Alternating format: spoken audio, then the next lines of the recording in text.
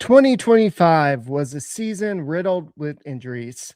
2026 is going to be so much better. We're going to start off healthy. We're going to stay healthy. And that's what we think. Jeremy Peña has a different thing to say. We'll talk about this and more on this edition of the Locked On Astros podcast. Jainel Diaz, this is Locked On Astros. Hello and welcome to Locked On Astros, your daily Astros podcast. Here are your hosts, Eric the Man Huysman and Brett H-Town Wheelhouse Chansey. We are Locked On Houston Astros, and we hope that you join us for a daily Locked On Astros podcast. My name is Eric Huysman. Brett is taking night off after covering for me the past two nights. But thank you for making the Locked On Astros podcast your first listen, whether it's Apple, Odyssey, Spotify, wherever you listen to your podcasts. Thank you for making us part of the number one podcast network out there, Locked On, and the number one Astros podcast out there. And we do appreciate all our everydayers, people that listen to the podcast every day, whether it's on the way to work, at work, or on the way home from work. We appreciate all of those that have been here since the beginning, where I was getting 15 downloads or views a episode. We've come a long way since there. So thank you for everybody that has joined along the way. But this episode is brought to you by MLB The Show 26. Visit MLB show/locked on and use the code locked on to unlock a pack for use in Diamond Dynasty. Pre-order now. It's available March 17th on PlayStation 5, Xbox, and Nintendo Switch. It's rated E for everyone. So I know that Brett talked a little bit about Jeremy Peña, but he was supposed to do some testing today, which was done. What was the results of the test? How long is he anticipated to be out? We're going to talk a little bit about that today. What's the ramifications of him being likely out for opening day? Is Carlos Correa going to just slide back over to play shortstop? And Tatsuya Imai made his second start of spring training, and he looks pretty good. He looks like he's going to be ready to step in for Framber Valdez or somebody like Framber Valdez. So this is some of the topics we'll be talking about on tonight's Locked On Astros podcast. And as we go on, go ahead and put your comments in there. I know this is going to be a different one because all last season we've dealt with injuries. We had a record. It seems like I don't know if it was a franchise high record, but definitely it was a 2025 record of amount of injuries that the Astros dealt with. And 2026 was supposed to be let's keep everybody conditioned. Let's go ahead and keep everybody healthy.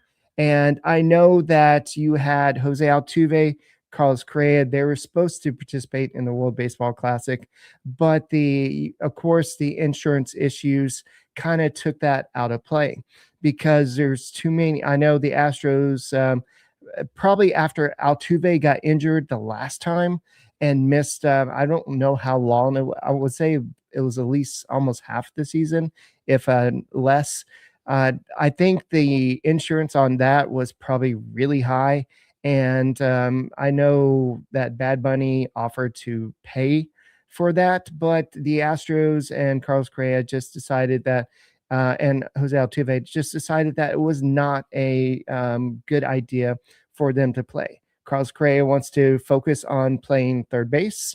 Jose Altuve wants to work on his transition going back to second base after playing some last year in 2025 and having a down year offensively and working on some things. So they decided to go ahead and not let them play. Of course, a couple of the Astros did go. Zach DeZenzo is one that did go, and Jeremy Peña was another one that did go. So the question is, will these guys stay healthy? And I know the talk of the town has been, well, Jeremy Peña, he got hurt. And I know there's a report that came out of Dominican Republic camp yesterday that he fractured his finger and that he was likely going to miss the first round. At first, it was like, okay, well, missing the first round, that doesn't sound that bad. And I know Dana Brown addressed it and said, well, we're going to send him for tests. We're going to wait to see what the MRI results are. But they wanted to wait before they commented on this. And so they did. They waited till today, and you had the official announcements that basically he suffered a fracture on the tip of his right ring finger during an exhibition game of the World Baseball Classic. And I know that if you're on X and you're following Chandler Rome, he's been talking about this could have happened to Jeremy Peña at spring training. He could have been playing a game at spring training. This could have happened. It's not necessarily because of the World Baseball Classic. Just remember Spencer Arrighetti. He was out in the field last year pregame, just shagging some balls and wasn't really paying attention. And then the ball hit him in the finger and he missed a good chunk of time. So it doesn't matter if you're on the World Baseball Classic team or on the Astros. If an injury is going to happen, it's going to happen. Now, the question is, should he have been on the team in the first place? I don't know. I think the Astros felt comfortable with him being there. Obviously, they allowed him to go play. I know that there's been some interesting comments by some of his teammates, basically saying that he is not injured. From the Dominican players saying that he's not injured. The Astros just didn't want him to play. That's just a comment I heard from one of the players. I don't want to get too deep into that. I don't really understand why he made the comments in the first place. He mentioned something about the wrist, but we know it was the finger. So whether it's the Astros just wanting to be cautious about that, I get it. Even if it's a small fracture, even if it's just something that it's no bueno. I mean, it's not a big deal. If it's something that's going to concern the Astros and they don't want this to become something big. So if according to that player, he said he's fine. The Astros just didn't want him to play. If that's the case, if he's fine, great. Then maybe in 2 weeks, because that's what the Astros said, in 2 weeks, they're going to reevaluate him and see where he is from there. Spring training is, opening day is 22 days away.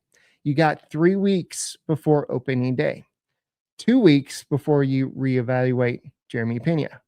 So that means you're going to have about a week to decide, does he have enough time to ramp up for opening day? And likely the answer is probably not. So the question is, what would be the smart thing to do? You have the excess. We've been talking all off season about having the extra infielder. Yes, not having Jeremy Peña in the lineup is going to suck. I'm not going to lie. It's going to suck. He's a leadoff hitter. He became that. He kind of turned it on the afterburners, became this totally different player when he stepped into that leadoff spot last year. Not having him in the lineup is going to suck. But this is what Joe Espada said. We do have some really good players on the roster, especially on the infield. We have players that can hold the fort as we get Jeremy back. There's no sense in rushing him. So even if he's really okay, if it's not a big deal, it doesn't hurt to just let him sit and get fully recovered. That way he's not battling something. We've had so many players over the years battling these nagging injuries. Apparently Jose Altuve was dealing with a foot issue for a good portion of the end of the season last year. And so if you go ahead and just take care of this now, where it doesn't become a big issue later, it's fine. And Christian Walker said he's our go-to guy, and it's hard to replace anybody. But I think we can weather the storm until he gets back. And I totally agree with that. So whether the Astros are being cautious here, or if he really does have a fracture and he does need to be out, it doesn't matter. They're doing what they feel is best for Jeremy Peña and what they feel is best for the team. The question is now, what do the Astros do from here? Let's say he's not ready for opening day. who's playing shortstop? And is this, can we finally put this trading Isak Paredes to bed? Because I'm sick and tired of it. We'll go and continue this conversation. Thank you for making Locked On Astros podcast your first listen every day. Do you need to find a new starting shortstop before opening day? Indeed, you do. You've got deadlines stacking up, inbox overflowing, and the one position you have to fill is still open. Indeed, sponsored jobs helps you reach the people who actually fit what you're looking for, whether it's skill, experience, location, so you're not just hoping for somebody to just fall in your lap. In the minute that I've been talking to you, companies like yours have made 27 hires on Indeed, according to Indeed data worldwide. So if you're hiring, spend less time searching and more time interviewing candidates who check all the boxes with Indeed sponsored jobs. Listeners of the show will get $75 sponsored job credit to help get your job the premium status it deserves at Indeed.com/podcast. Just go to Indeed.com/podcast right now and support our show by saying you heard about it on this podcast. Need to hire? This is a job for Indeed sponsored jobs.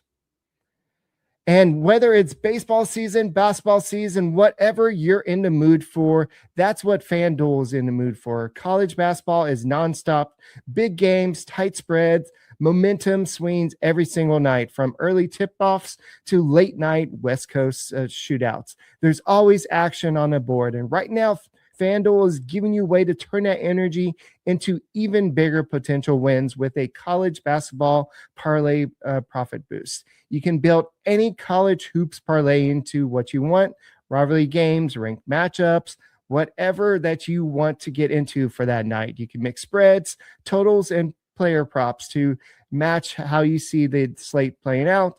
Then you can apply the profit boost and instantly bumped up the potential payout. Look at the odds around your team, whether it's the Astros, they're about to start the season. Just go safe, go bold, ride your team that you've been following all season.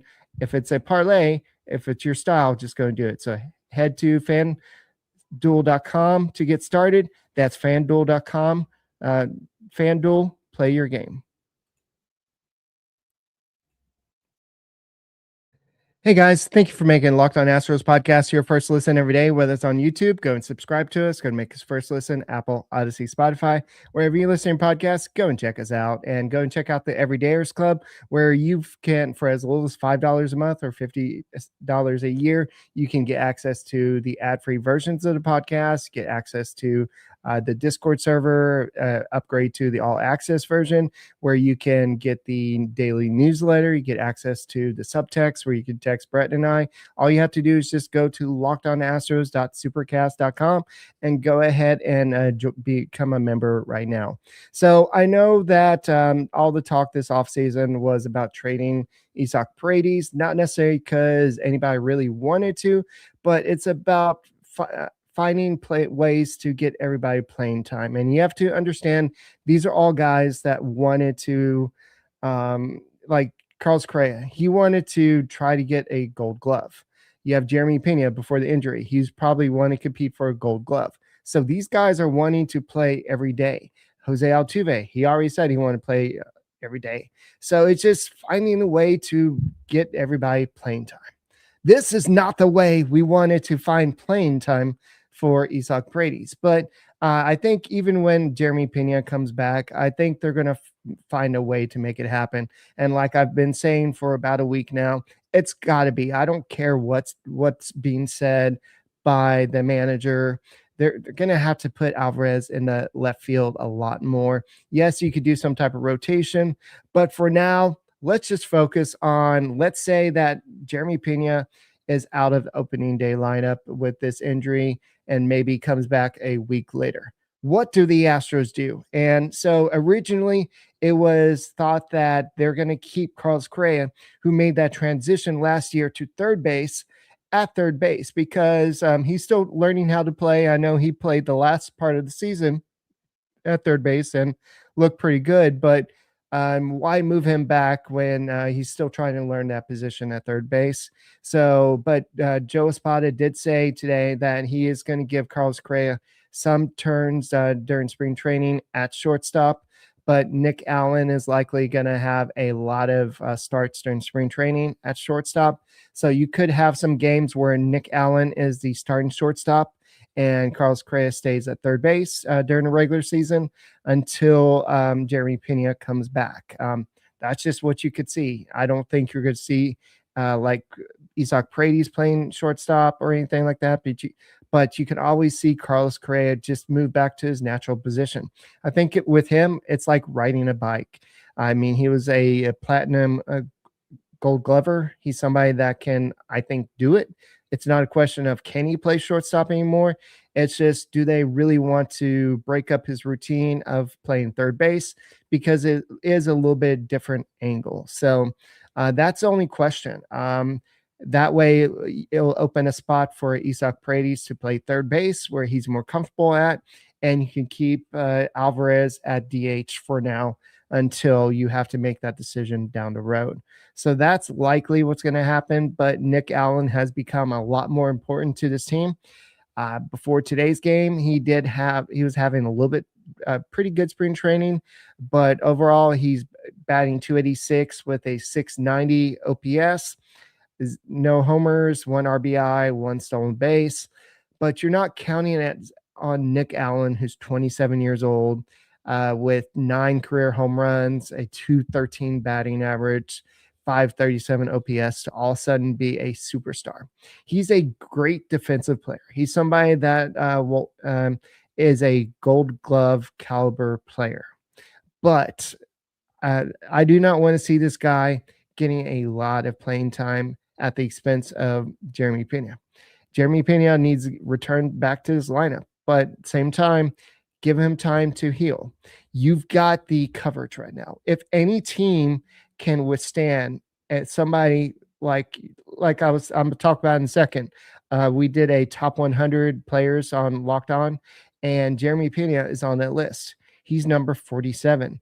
And if any team can absorb the loss of Jeremy Peña for a short stint, it's the Houston Astros, because you did have that surplus of infielders. And I know we're glad that Dana Brown did not pull the trigger on any type of trade, no matter what it is. I think that Paredes is built for Dyken Park, and apparently Aaron Judge is built for Dyken Park. He made a comment that said that, "Oh, I love playing at this ballpark. It's really fun to hit at, and also I love representing the red, white, and blue," something like that. So I'm glad that Aaron Judge likes playing at Dyken Park. But same time, getting back to Jeremy Peña and this situation, I think you're going to see Paredes just kind of slide back over to third base. And I think that Correa is going to be playing some shortstop. Maybe, let's say Peña is only out for a week. I would see maybe Carlos Correa playing 4 out of those 7 games, just a round number. And maybe Nick Allen getting a couple of starts there, maybe. Who knows? Who knows what the Astros decide to do? This is why it kind of hurt trading Mauricio Dubón. I know that offensively he wasn't just juggernaut. At the same time, they saved some money. That money transferred into Imai and other pitchers. But having Dubón as that backup was a good option. So I know on a recent podcast, I talked about, well, once people started playing more and requiring more playing time, we'll kind of see more of what the plan is going to be, how you're going to get everybody into the lineup. This is not what I wanted to see.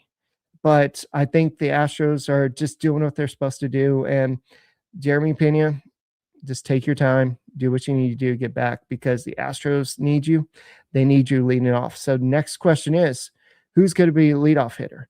I know that I believe that Isak Paredes, if I wasn't mistaken, he had a 14 pitch at bat today, maybe 16 pitch at bat. This is a guy that can draw some pitches. So you could put him at the leadoff spot, but I think he's perfect hitting second. So the question is, what are you going to do? probably put Jose Altuve back at the leadoff spot unless there's somebody that just fits better. And I think that Joe Espada and Dana Brown are going to have that conversation. Paredes is probably, when you think of Paredes, he's not your ideal leadoff hitter, but he does have that back control. He does have that ability to get on base. So if you're looking at that and not speed, sure. I think Paredes would be a good leadoff option. So I think it's going to be either Paredes, Altuve, Paredes. That's going to be probably your leadoff until Jeremy Peña gets back. So Imai, he pitched today. He pitched really good. His stuff looks pretty good. So we'll talk about this on Locked On Astros podcast. Thank you for making us your first listen. This week's MLB Top 100 highlight is brought to you by MLB The Show 26, the latest from the beloved video game franchise.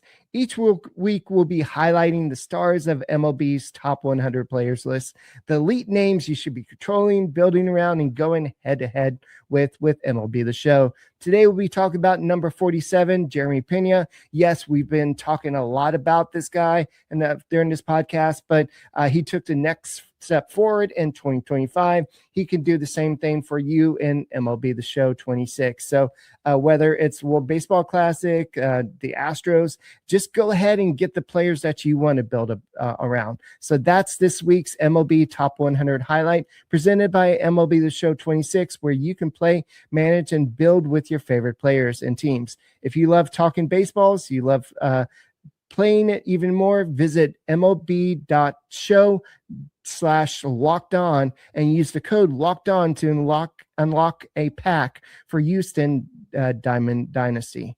Pre-order now, available March 17th on PlayStation 5, Xbox Series S and X, and Nintendo Switch. Rated R for everyone.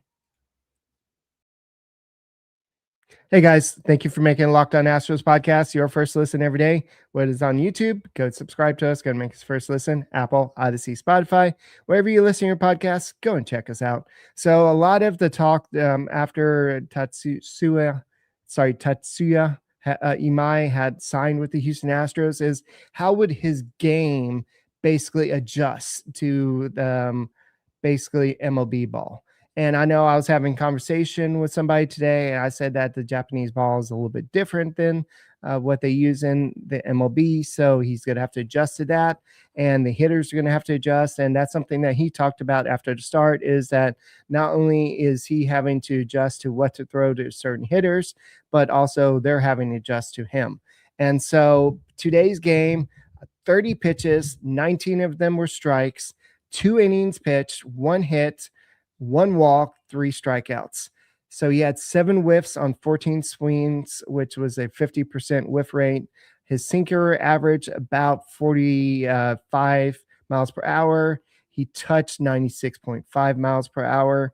But if you're looking at what he's been throwing mostly, 13 sinkers, 10 changeup, 5 cutters, 1 slider, and 1 four-seamer. And that 1 slider was a pretty devastating slider. I think that he is working on this. This is something that he's probably not going to break out a lot during spring training. He wants to kind of use that as his out pitch. But what you're seeing is that a guy with a maybe a 60 grade fastball, a 65 grade slider. He's not using it a lot right now, but he's kind of working on some of his other stuff to get comfortable with it.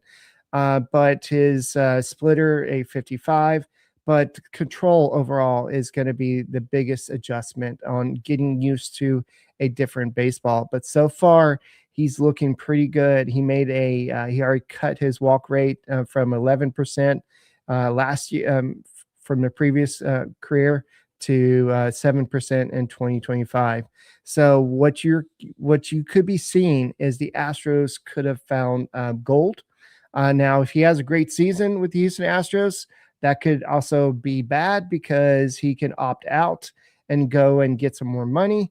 But he could like staying pitching in Houston and what the Astros have to offer, that he honors his deal and stays for the entire 3 years of the contract. But what you're seeing is I still think that Hunter Brown is likely going to be the better pitcher long term, and he's going to be with the Astros hopefully longer, and maybe they extend him. I don't know. I think they missed that opportunity, but Imai is definitely going to be either number 2 or number 3 guy. I know that the other day Brett was talking about Burrows being the number 2 guy. I know the belief is that Christian Javier is going to be the number 2 guy. At the end of the day, it doesn't really matter who's the second guy in a rotation, because at a certain point, it all gets reset around the All-Star break anyway. So it really doesn't matter who opens the season. It's just a matter of what he does when he's on the mound. And what we've been seeing so far is he's throwing strikes, and that's what you want to see.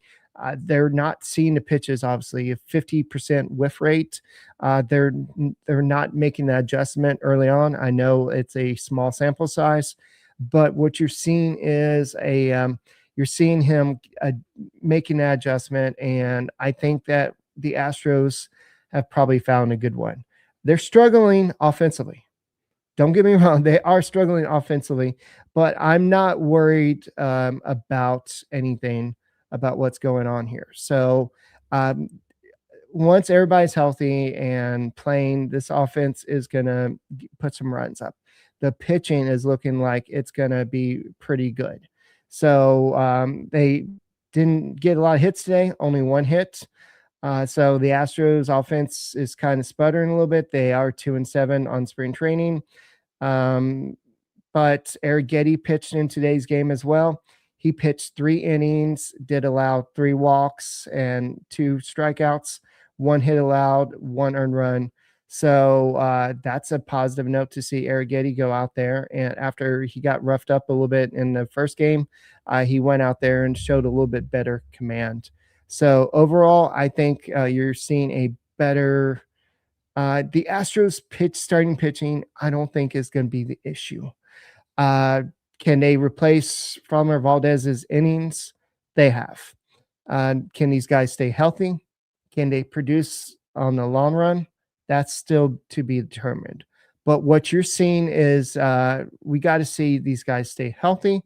The offense who's going to be in the bullpen? Because Josh Hader, who did not make the top 100 list, by the way, I wanted to know y'all's thoughts on that. I know he may not start the season, but what's the bullpen going to be like, I guess, is my question. That would be the question mark, because you have potentially a lot of long relievers and not a lot of traditional bullpen arms outside of Brian Abreu, Brian Keane, Okert, and a couple of the other guys I'm probably not mentioning. But you're probably going to have to stash some of the starters that don't make the rotation in the bullpen. So there's still a lot to be determined in spring training, and there's still a lot of reason to keep tuned in to the Locked On Astros podcast as we continue to monitor all this. But Jeremy Peña, hopefully it is something minor where in 2 weeks he can resume playing baseball. But if it's something that is going to require him to miss 3 to 4 weeks, get it taken care of. Don't rush him back. The Astros have the players right now to absorb his loss for a little bit, but just not having him in the lineup is going to suck, especially opening day. But like Rob says here, glad we did not trade Paredes. Yes. The only way it would have been okay if we traded Paredes was if we somehow got Duran, and Duran could have been that leadoff hitter, but at the same time, who you're going to put at third base. So, pick your poison, I guess, at that point. So I don't know how close the Astros actually got to any type of trade. And I heard that there's still trade interest as of like a week ago, but then it kind of cooled off again. So I'm glad that Dana Brown kind of stuck to his guns, waited to see to get the best deal and for this. And this is, I know a lot of people kept on saying, well, Eric, Brett, there's always injuries and you can't keep extra players for injuries, but in this situation, it may pay off. And once Jeremy Peña does come back, then you're going to have to make that decision of about playing time. Is Alvarez going to end up playing a lot more left field than Joe Espada wants him to? This is some of the conversations we're going to continue to have on this podcast until we get answers. But I guess at least for the next 2 to 3 weeks, we're going to have to focus on life without Jeremy Peña. It's scary, but true. But guys, thank you for making Locked On Astros podcast your first listen every day. Whether it's on YouTube, go and subscribe to us. Go and make us first listen. Apple, Odyssey, Spotify, wherever you listen to podcasts, go and check us out. And go and check out the Everydayers Club, where you can go ahead and have the outside of the podcast interaction with us on Discord or subtext. You could text Brett and I with the reaction to Jeremy Peña getting hurt, what happened in the opening day, whatever it is. Just go to lockedonastros.supercast.com and you can go ahead and join the Everydayers Club. So for Brett and I, thank you for making us your first listen, and we'll be back on Sunday night to talk Astros baseball, what happened over the weekend, what are the Astros saying about Jeremy Peña, and more. So go and make us your first listen, and thank you for making us the #1 Astros podcast out there.